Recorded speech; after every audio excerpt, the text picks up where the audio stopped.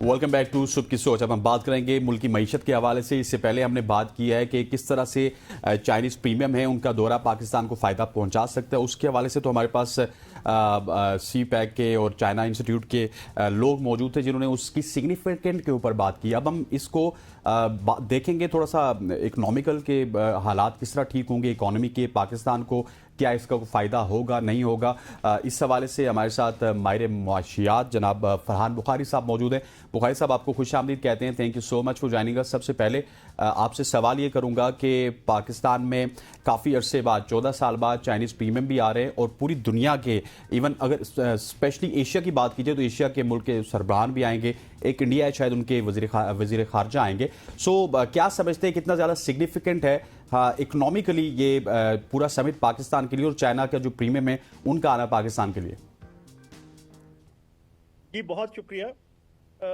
मौका बहुत अहम इस लिहाज से तो है कि एक बड़ा वाक़या इस्लामाबाद में हो रहा है और ये गैदरिंग, ये मीटिंग इस बात की दलील है कि दुनिया पाकिस्तान के साथ इंगेज करना चाहती है और सफारती सतह पे इसके फ़वाइद तो हैं। लेकिन अगर आप ये समझें कि ये समिट 3 दिन का है और चौथे दिन पाकिस्तान की मईशत बेहतर हो जाएगी, तो ऐसा नहीं होगा। क्योंकि पाकिस्तान के माशी मसाइल ऐसे हैं जिनकी हवाले से पाकिस्तान को बहुत सी इस्लाहात की ज़रूरत है, ख़ास तौर पे अंदरूनी इस्लाहात की। और इस वक्त पाकिस्तान की मईशत जो एक समझिए कि जमूद का शिकार है, उस जमूद से निकाल कर मईशत की गाड़ी को चलाने की ज़रूरत है। उसके लिए कई इकदाम करने चाहिए और काफ़ी अरसे से ऐसे इकदाम थे जो कि अभी तक नहीं हुए।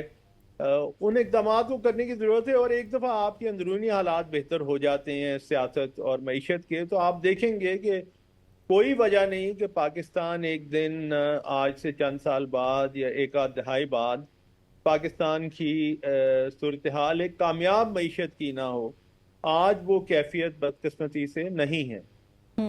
अच्छा फरहान साहब, जो आपने बात की ना अंदरूनी सियासत की, और मुझे भी यही लगता है कि शायद ये कोई छोटी सी बात नहीं, ये बहुत बड़ी बात है। अगर for example Chinese prime minister आ रहे हैं यहाँ पे कई साल के बाद, दीगर वफूद आ रहे हैं पाकिस्तान में, अगर वो इन्वेस्टमेंट की नीयत से भी या पाकिस्तान इकोनॉमिकली खुद को स्टेबलाइज करने की कोशिश भी करता है, तो आई थिंक सो कि गवर्नमेंट के ऊपर तो बहुत बड़ी जिम्मेदारी आयद हो जाती है। आप एक तरफ तो जश्न मनाएंगे कि ये खुशाइंद है पाकिस्तान के लिए इस इवेंट की मेजबानी मिलना, लेकिन एट द सेम टाइम आपके ऊपर तो ज्यादा रिस्पॉन्सिबिलिटी आ जाती है कि आप अपनी जो पहले पॉलिटिकल इंस्टेबिलिटी खास तौर पे है, इन्वेस्टर का एतमाद बहाल करने के लिए उसको फिक्स करें पहले। जी बिल्कुल सही फरमा रही हैं और ये जिम्मेदारी सिर्फ हुकूमत पे नहीं है, ये अपोजिशन पे भी है। देखिए ना, कल का जो एहतजाज का ऐलान किया गया है उसमें दोनों गलती पे हैं। एक तरफ तो पीटीआई को मेरे ख्याल में ये देखना चाहिए कि एक ऐसे वक्त पे जबकि समट होने चला है, इस्लामाबाद पे यलगार का ऐलान करना और इसकी कोशिश करना बजाते खुद एक गैर जिम्मेदारी का कदम है। लेकिन दूसरी तरफ हुकूमत को भी ये सोचना चाहिए कि अगर पीटीआई का मुतालबा ये है कि इमरान खान से जेल में उनके जो सियासी अकाबरीन हैं, सियासी साथी हैं उनकी पार्टी के, उन्हें मुलाकात का इजाज़त दी जाए, तो इसमें कोई हद नहीं है। एक मुलाकात से क्या फ़र्क पड़ता है, बल्कि हुकूमत के लिए तो ये एक बहुत अच्छा मौका है कि आप इजाज़त दे दें और अगर वो मीटिंग हो जाती है, वो मुलाकात होती है, उसके नतीजे में ये जो प्रोटेस्ट है ये टल जाता है, कम से कम एससीओ खैर खैरियत से गुजर जाता है, तो एक अच्छी कामयाबी होगी। उसके बरक्स अगर पीटीआई वाले फिर भी नहीं मानते, तो फिर उसके बाद ताकत के इस्तेमाल के जरिए से पीटीआई को रोकने का जवाब हुकूमत के लिए फिर मजीद मजबूत हो जाता है।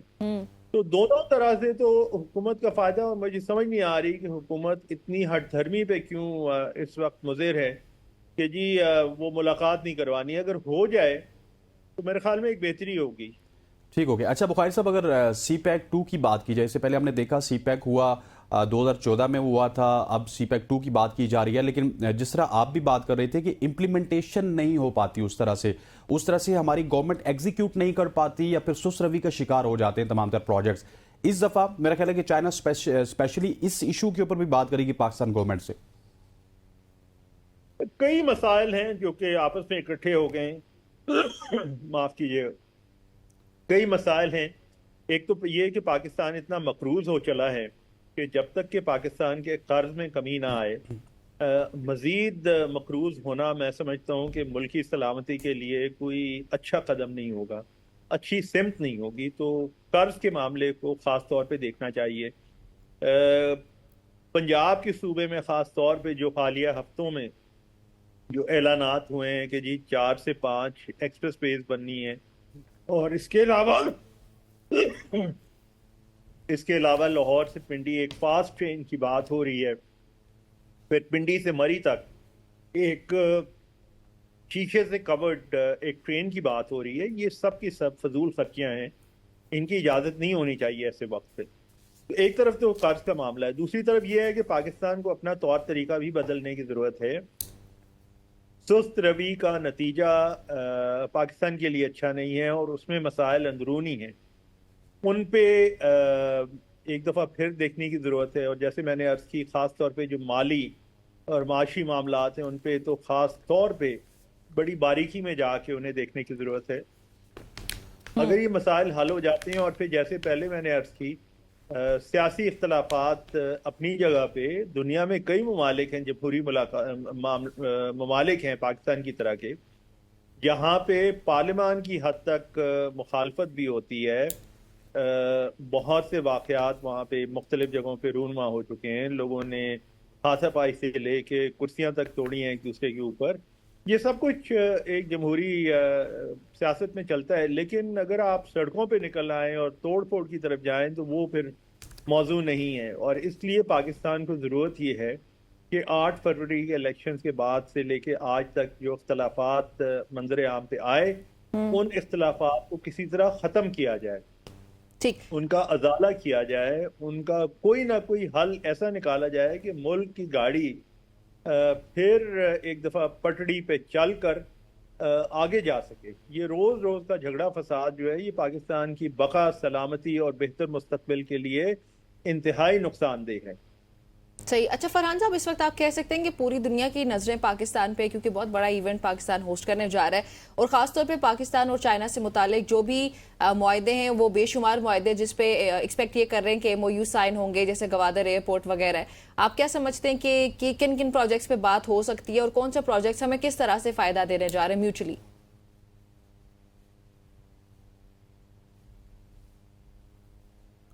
فرحان صاحب، آپ کو آواز آ رہی؟ دیکھیے، سی پیک کو اس وقت جی آپ کی آواز ایک آدھ منٹ کے لیے غائب ہو گئی تھی، لیکن مجھے آپ کی آواز اب آ رہی ہے. آپ کو کیا میری آواز آ رہی ہے؟ جی سر، آ رہی ہے. آپ کنٹینیو کیجئے گا پلیز. جی کیا آپ کو میری آواز آ رہی ہے؟ جی جی. میں یہ کر رہا تھا کہ یہ فیز 2 میں اب پاکستان، فیز 2 جو ہے سی پیک کا، اس میں پاکستان کو برآمدات اپنی ایکسپورٹ یعنی اپنی بڑھانے کی ضرورت ہے، کیونکہ وہ پاکستان کے لیے اس وقت ایک شدید ضرورت ہے. اب وہ آسان نہیں ہے، کیونکہ آپ نے حالیہ خبریں یہ بھی سنی ہوں گی کہ جو آئی ایم ایف کی پابندیاں لگی ہیں پاکستان پہ، اس میں ایک پابندی یہ بھی لگی ہے کہ اکنامک فری زونز، جہاں پہ آپ چند سالوں کے لیے انڈسٹریز کو لگا کر انہیں کچھ مراعات دے سکتے ہیں، اس پہ بھی پابندی ہے. تو یہ آسان نہیں ہوگا، لیکن کسی نہ کسی طرح یہ جو سلسلہ ہے، جو سرمایہ کاری ہے، اسے پاکستان کی برآمدات سے جوڑنے کی ضرورت ہے، تاکہ پاکستان کا یہ جو بار بار ایک روپے پہ پریشر آتا ہے، ہر چند سال کے بعد ایک نہ ایک بیلنس آف پیمنٹس کا کرائسس آتا ہے، بحران آتا ہے، یہ کسی طرح مستقل طور پر ختم ہو اور پاکستان اپنے پاؤں پہ کھڑا ہو سکے. اور اس کے لیے برآمدات کو بڑھانے کی ضرورت ہے، اور اگر سی پیک اس میں فعال کردار ادا کر سکے تو یہ پاکستان کے لیے ایک بہت اچھا ایک قدم ہوگا. اچھا فرحان صاحب، انڈسٹری کی آپ بات کریں، انڈسٹری تو آلموسٹ ختم ہو چکی ہے، لیکن اس دفعہ جو ہمارا آئی ایم ایف کے ساتھ، آپ نے آئی ایم ایف کا ذکر کیا، تو وہ سوال بھی ضمناً آپ سے کر دیتا ہوں. جو ہمارا معاہدہ ہوا 3 سال کا، گورنمنٹ ہمیں یہ بتا رہی ہے کہ ہمارا یہ آخری پروگرام ہوگا. اس سے پہلے بھی ہر گورنمنٹ یہی بتاتی تھی کہ آئی ایم ایف کے ساتھ ہمارا آخری پروگرام ہوگا. کیا ہم اس کیپیبل ہیں کہ آئی ایم ایف کے ساتھ ہمارا آخری پروگرام یہ ہو سکتا ہے؟ یہ اس کا انحصار ہماری اپنی نیتوں پہ ہے، کیونکہ ایک طرف تو صنعت کو، جیسے آپ نے ذکر کیا، بالکل ختم ہو کے ایک مشکل صورتحال میں ہم چلے گئے، لیکن پاکستانی زراعت کو، زرعی معیشت کو اس وقت سنبھالنے کی ضرورت ہے، اور وہاں پہ بہت کچھ کیا جا سکتا ہے جو کہ بدقسمتی سے نہیں کیا جا رہا۔ ایک چھوٹی سی مثال یہ ہے کہ یہ جو میں نے پہلے عرض کی کہ یہ پنجاب میں ایکسپریس ویز اور یہ راولپنڈی سے لاہور تک ایک فاسٹ یعنی تیز رفتار ٹرین کی بات ہوئی ہے، یا راولپنڈی سے مری تک ایک گلاس کورڈ، شیشے سے کورڈ یہ ریل گاڑی کی بات ہوئی ہے۔ یہ سب کے سب میرے خیال میں وہ کام ہے جنہیں فی الفور روک دینا چاہیے، اور پاکستان کی زرعی معیشت پہ توجہ دینی چاہیے۔ کم سے کم اگر ہماری زرعی برآمدات یعنی امپورٹس کم ہو جاتی ہیں، کیونکہ ہم ایک زرعی ملک ہیں، اور یہ عین ممکن ہے کہ اگر ہم اپنی امپورٹس کو ختم کر لیتے ہیں، کھانے پینے کی اشیاء کی امپورٹس کو ختم کر لیتے ہیں، اور پھر کوئی ایسا موقع آتا ہے کہ ہمارے پاس اضافی پیداوار ہوتی ہے جس کو ہم برآمد بھی کر سکتے ہیں، یعنی درآمدات کو، امپورٹس کو ہم کم سے کم کریں اور برآمدات ایکسپورٹس پہ ہم توجہ دیں، تو وہ بھی راستہ ہے پاکستان کے لیے ایک بہتر سمت میں جانے کا۔ لیکن بدقسمتی سے پاکستانی زراعت اس وقت انتہائی شدید بحران کا شکار ہے، اور اس حکومت کے دوران خاص طور پہ اس سال جو پنجاب میں جو بہت بڑا کریش ہوا ہے گندم کی قیمتوں کا، اس نے کسانوں کی کمر، خاص طور پہ غریب کسانوں کی کمر توڑ دی ہے۔ سرکاری قیمت خرید 3,900 4,000 روپے کا اعلان ہوا تھا، 4,900 روپے کا ہوا تھا، لیکن اس کے برعکس جو بدقسمتی سے صورتحال ہوئی وہ 2,500-3,000 روپے فی من یہ گندم بعد میں مجبوراً کسانوں نے بیچی ہے۔ بلکہ کئی کسان تو ایسے ہیں جو کہ ابھی تک اپنے سٹاکس لے کے بیٹھے ہوئے ہیں۔ ایسا کیوں ہے؟ تو زرعی معیشت پہ فی الفور ایمرجنسی کی بنیاد پہ توجہ دیں اور صنعت کو ریوائیو کرنے کی کوشش کریں، یہی ہمارے لیے بہتر راستہ ہے۔ صحیح۔ اچھا فرحان صاحب، یہ بتائیے گا کہ جو پاکستان اور چائنا کے درمیان ایک معاہدہ ہے کرنسی سواپ کا، اس کے بارے میں اگر کچھ بریف کر سکیں کہ یہ کیا معاہدہ، اور پھر اس کی وجہ سے تجارتی اعتبار سے کیا فائدہ ہوگا، کیا تبدیلیاں ہوں گی؟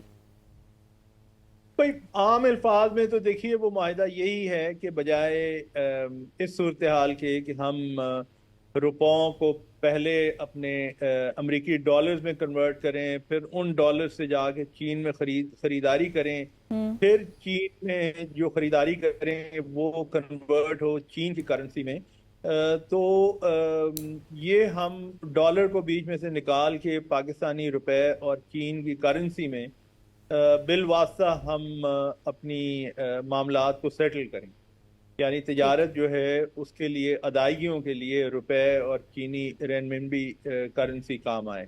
یہ تو آسان الفاظ میں ہے، لیکن اسے عملی جامہ پہنانے کا ہمیں فائدہ تب ہوگا جب کہ ہمارے پاس بڑی بڑی ایسی اشیاء ہوں گی جو کہ ہم چین کو درآمد کر سکیں، ایکسپورٹ کر سکیں۔ اس وقت وہ کیفیت نہیں ہے۔ تو جیسے میں نے عرض کیا کہ پاکستان میں مواقع بہت ہیں، لیکن ابھی ان مواقعوں کو عملی جامہ پہنانے کی ضرورت ہے، اور وہ اس پہ کام کرنا چاہیے۔ اوکے جی، فرحان صاحب بہت شکریہ آپ کا ہمیں جوائن کرنے کے لیے۔ ناظرین، گفتگو آپ نے سنی فرحان بخاری صاحب جو کہ ماہر معاشیات ہیں، ہمارے ساتھ موجود تھے۔ جی ہاں بخاری صاحب، ہمیں کس طرح اپنی معیشت کو آگے لے کے جانا ہے، اور یہ بالکل ٹھیک ہے کہ ایس سی او کے اجلاس کے بعد بہت سے زیادہ مواقع پیدا ہوں گے، لیکن ان مواقعوں پہ امپلیمنٹیشن کرنا ہماری گورنمنٹ کا کام ہے۔ خواتین و حضرات، یہاں پر وقت ہوا چاہتے ہیں ایک شارٹ سی کمرشل بریک کا بریک لیتے ہیں، واپس آتے ہیں، اسٹے ود اس۔